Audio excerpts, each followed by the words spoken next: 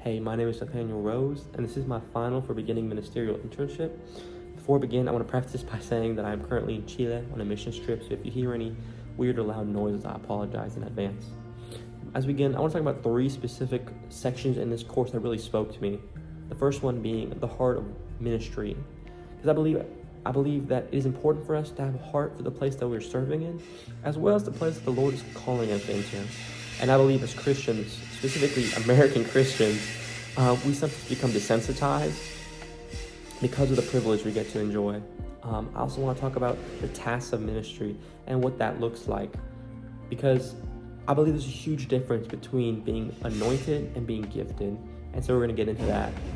And finally, I want to talk about the life of ministry and what it really means to live a life like Christ and to be Christians, little Christ. And so we're just going to dive straight into it. So first off, I want to talk about the heart of worship, because I believe that's a crucial aspect to our walk as believers. The Lord has called each and every single one of us, whether that be to be on a stage with a microphone or to be in the workplace, on the streets. The Lord has called each and every single one of us. And I believe in that there are certain things that He requires of us. And I believe one of those things is to learn from our mistakes, whether the mistakes that we made ourselves or the ones that our predecessors have made.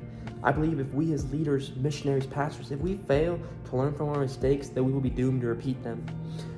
And I believe in the Bible, we see this illustrated perfectly, because we see these giants of faith, these great men of God at their highest, but also at their lowest. And I believe that that's inserted there so that we can see it and learn from them. One person we can learn from is Moses. Moses was called to lead the Israelites out of Egypt, but he was an imperfect man that made imperfect choices. And so we read in Numbers 20, the people are crying out for water. And so Moses and Aaron, they go to the Lord and they ask what to do. And the Lord tells them to speak to a rock in front of the whole congregation and water will flow from it. But later on in that same chapter, Moses went through frustration and anger. He decides to strike the rock. Water still flows, but he had disobeyed the Lord. And so we read in Numbers 20, verse 12, it says, "But the Lord said to Moses and Aaron, because you did not trust me to demonstrate my holiness in the sight of the Israelites, you will not bring this assembly into the land I have given them." And what a heavy punishment for disobedience. But I believe that it's there for us to learn from, so that we can see the mistakes that our predecessors have made and make sure not to repeat them. And so that's why I believe it's important for us to learn from our mistakes and to trust what the Lord is asking us to do, because I believe there is a purpose and a plan behind each and every single thing He asks us to do. Secondly, I want to get into the topic of tasks of ministry. I believe having a desire to pursue ministry is a great thing, but I believe we need to be careful when we start talking about the differences of being anointed and being gifted. It's a wonderful thing to use your gifts and talents that the Lord has given you to advance the kingdom, but I also think it's important that there are certain roles that require more than just being gifted. I believe in areas such as pastors and worship pastors, in areas similar, that we need someone anointed in there. And to be anointed is simply that the Lord has poured out His oil upon you, and that you are now being empowered through it, and that you can clearly see the Spirit working in your life. We discussed in this section that we don't need worship leaders that can sing really well. We don't need pastors who can speak really well, but we need pastors and worship leaders that are anointed, that are called to the position that they are in.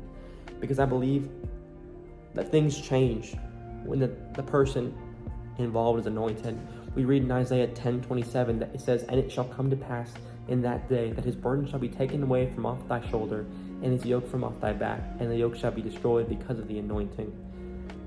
And I believe the anointing in your life leads to such a greater power that flows through you. It is nothing that we can do of ourselves, but rather it is the Lord working through us.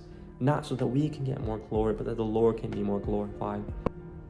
Finally, I want to talk about the life of ministry.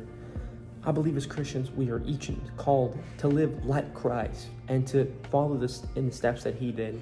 We read in Ephesians 5:1-2, it says, "Therefore be imitators of God as dearly loved children, and walk in love as Christ also loved us and gave Himself for us, a sacrificial and fragrant offering to God."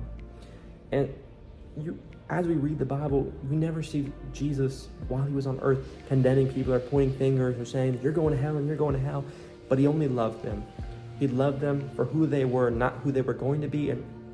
And I believe that we are called to do the same, to love people unconditionally, not to judge them on the mistakes that they've made, but rather to love them through it. And we also read in 1 Peter 2, verse 21, it says, "For you were called to this, because Christ also suffered for you, leaving you an example that you should follow in his steps." And as a believer, I believe that our job is to love and love unconditionally. Yes, we're perfect, and yes, we make mistakes, but every day we should do our best and be like, what would Jesus do? Like the bracelet, what would Jesus do? But in all honesty, how would Jesus love them? How would Jesus view these people? Am I showing the love of the God? Am I showing the love of God through my day-to-day lives? And so these 3 sections really spoke to me, the heart of ministry, the task of ministry, and the life of ministry. And I believe those 3 are incredibly influential for the lives of believers. Thank you for watching, and I hope you'll have a blessed day and night.